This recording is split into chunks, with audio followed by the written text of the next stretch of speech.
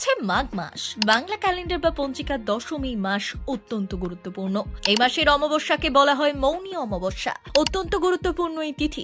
নতুন বছরের প্রথম অমাবস্যার তিথিও এই মৌনী অমাবস্যা। আগামী 29 জানুয়ারি 2025 মৌনী অমাবস্যা। জ্যোতিষশাস্ত্র অনুযায়ী এই দিনটি অত্যন্ত গুরুত্বপূর্ণ। বিশেষত মকর রাশিতে সূর্য, চন্দ্র এবং বুধের ত্রিগ্রহী যোগ গঠিত হতে চলেছে। মৌনী অমাবস্যা উত্তর ভারতে এক পবিত্র দিন হিসেবে পালিত হয়।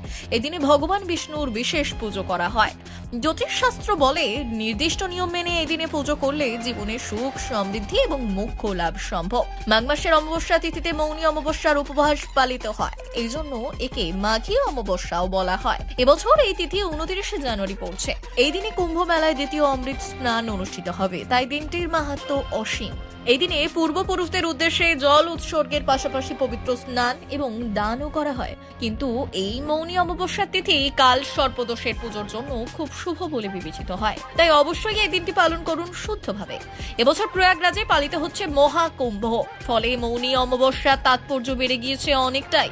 মহাকুম্ভের বছরে মৌনী অমাবস্যায় কাক ভরে পুণ্য স্নান অত্যন্ত পবিত্র, পুণ্যদায়ী এবং শুভ ফলদায়ী। মৌনী অমাবস্যা আধ্যাত্মিক সাধনার জন্য নিবেদিত একটি দিন। দেশের বিভিন্ন অঞ্চলে, বিশেষ করে উত্তর ভারতে এই প্রথা খুবই জনপ্রিয়। ভারতের উত্তরপ্রদেশ রাজ্যের এলাহাবাদে এই উৎসবের উদযাপন খুবই আলাদা। প্রয়াগে কুম্ভ মেলা চলাকালীন মৌনী অমাবস্যা পবিত্র গঙ্গায় স্নানের জন্য সবথেকে গুরুত্বপূর্ণ দিন এবং জনপ্রিয়ভাবে কুম্ভ পর্ব বা অমৃত যোগ দিন হিসেবে পরিচিত। অন্ধ্রপ্রদেশে মৌনী অমাবস্যা চোলঙ্গি অমাবস্যা হিসেবে পালিত হয় এবং এটি ভারতের অন্যান্য অঞ্চলে দর্শ অমাবস্যা নামেও পরিচিত।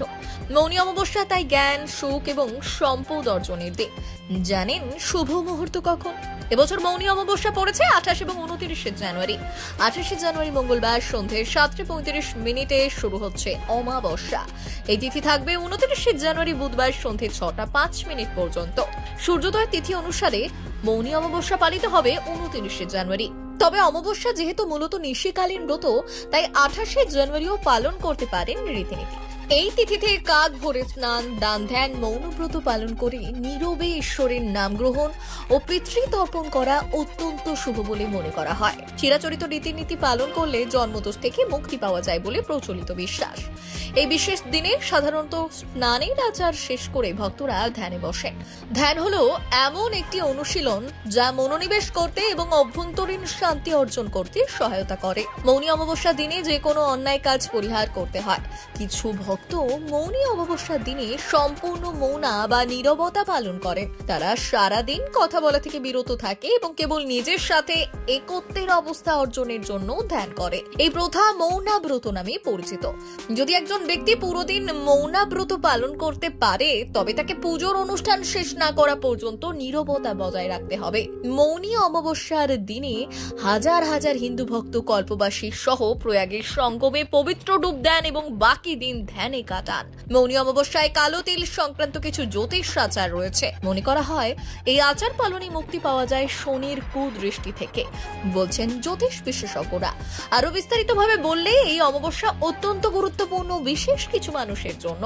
আপনারা কি জানেন কালসর্পদোষকে কুণ্ডলীর বিপজ্জনক দোষগুলির মধ্যে একটি হিসেবে বিবেচনা করা হয়? কারণ যার কুণ্ডলীতে এই ত্রুটি থাকে তাকে কর্মক্ষেত্র থেকে শুরু করে সব ক্ষেত্রে জীবনে অনেক সমস্যার সম্মুখীন হতে হয়। কালসর্পদোষের কারণে মানুষকে তাদের লক্ষ্যে পৌঁছতে অসুবিধার সম্মুখীন হতে হয়, যা তাদের মনে হতাশার অনুভূতি তৈরি করে। এই অমাবস্যার কিছু বিশেষ প্রতিকারে আপনি হতে পারেন লাভবান।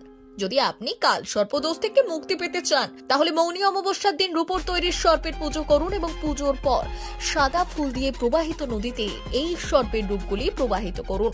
এটি কাল সর্পের প্রভাব হ্রাস করে। কাল সর্পদোষ থেকে মুক্তি পেতে মৌনী অমাবস্যার দিন সন্ধে বাড়ির উত্তর পূর্ব কোণে গরুর ঘি দিয়ে তৈরি একটি প্রদীপ জ্বালান। কিন্তু মনে রাখবেন, এই দিনে তুলোর বাতি ব্যবহার করবেন না, বরং লাল সুতো দিয়ে একটি বাতি তৈরি করুন এবং এটি ব্যবহার করুন। এটি ঘরে ইতিবাচক শক্তি নিয়ে আসে।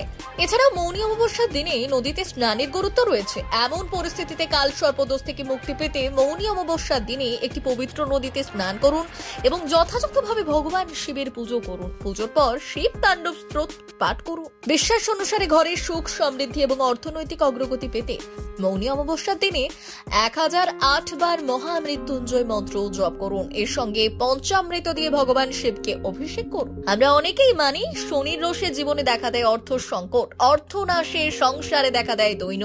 সেই কষ্ট থেকে মুক্তি পেতে কালো কাপড়ে কালো তিল ও বিউলির ডাল বেঁধে দান করুন 3 অথবা 5 জন দুস্থকে, তাহলে অর্থ সংকট কাটবে। মাঘ মাসে তুলসী পুজো এবং শ্রীহরি বিষ্ণুর পুজোর বিশেষ তাৎপর্য রয়েছে।